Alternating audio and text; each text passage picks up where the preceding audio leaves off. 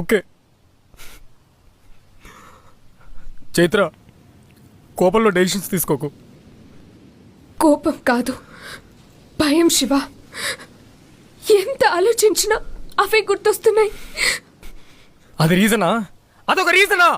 నువ్వేం చేస్తున్నావు నీకు అర్థమవుతుందా? నేను చేసేది తప్పే. I'm sorry, I'm sorry, I'm sorry.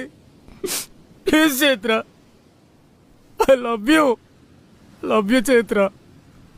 నేను చేసేది తప్పు రైటో నాకు తెలీదు, కానీ ఇప్పటికీ ఇది వద్దనిపిస్తుంది. ప్లీజ్ చైత్ర, అలా అనకు చైత్ర. నీతో నేను ఎంత ఊహించుకున్నాను, నీతో ఫ్యూచర్ ఊహించుకున్నాను.